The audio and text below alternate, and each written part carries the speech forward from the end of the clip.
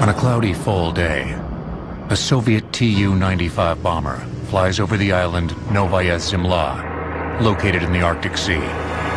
Reaching a height of 35,000 feet, the pilot drops his ordnance. The Tsar Bomba, a 50-megaton nuclear bomb. Within moments, the fusion device detonates, shooting a flash of light through the atmosphere, visible from 600 miles away.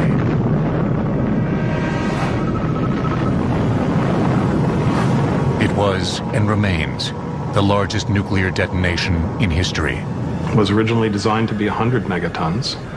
It very nearly killed the senior officer who was piloting the aircraft that dropped the test article.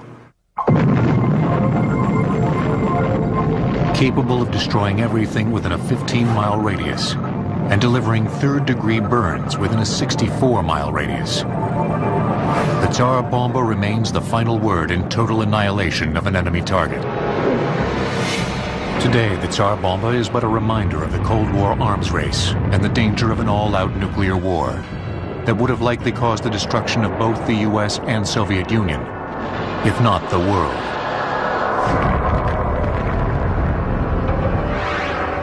Yet the threat of nuclear attack from our former adversary remains.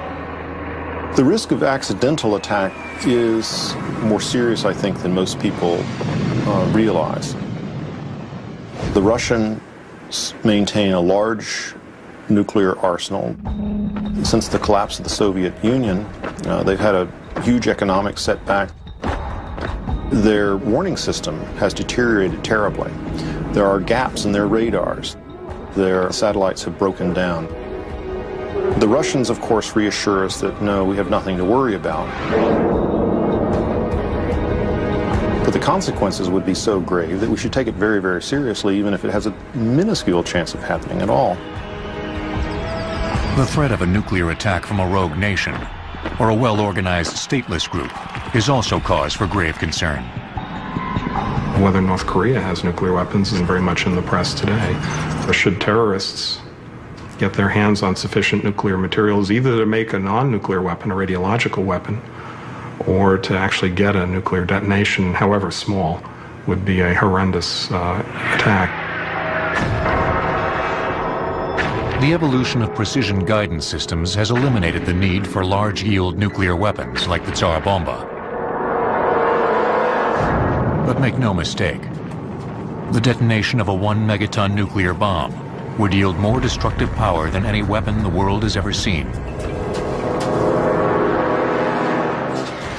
Weapon, thermonuclear warhead. Yield 1 megaton surface blast. Energy released.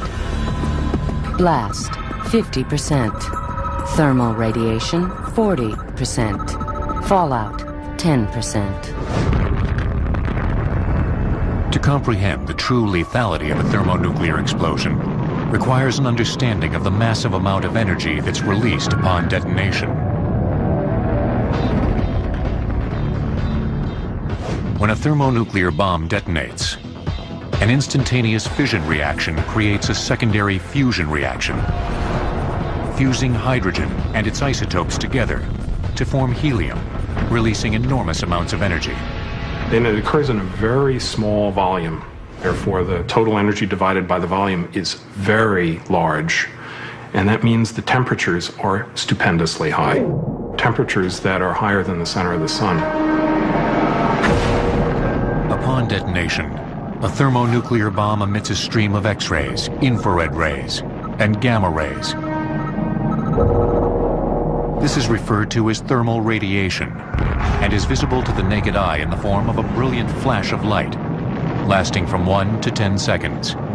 It emits all of this X radiation that's absorbed by the air around it. The outside of the air is burning. It's forming basically smog. The nitrogen and the oxygen are reacting, turns brown, and so the light coming out actually goes down until that burns off, and then it goes up again. The heat from the infrared rays will set people and buildings on fire. The X-rays will irradiate those closest to the explosion. The X-rays don't get very far. They're absorbed by the air. The air is then heated up by these X-rays to millions of degrees. The The immense heat expands the air around the point of impact, creating a spherical shockwave and winds that can reach hundreds of miles per hour.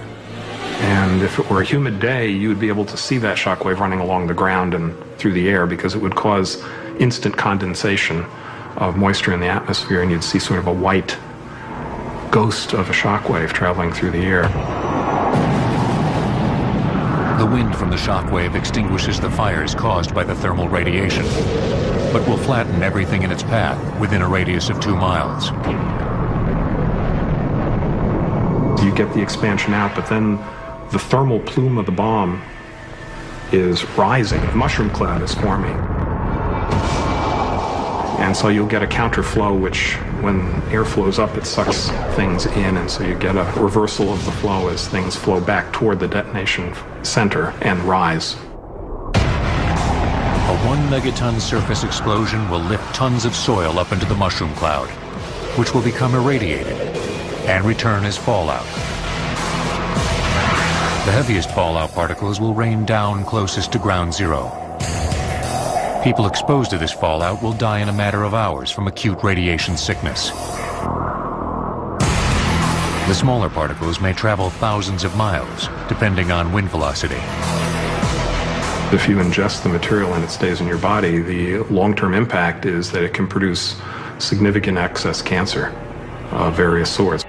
The combination of thermal radiation, shockwave, and fallout could potentially kill millions, making the thermonuclear bomb easily the world's deadliest weapon.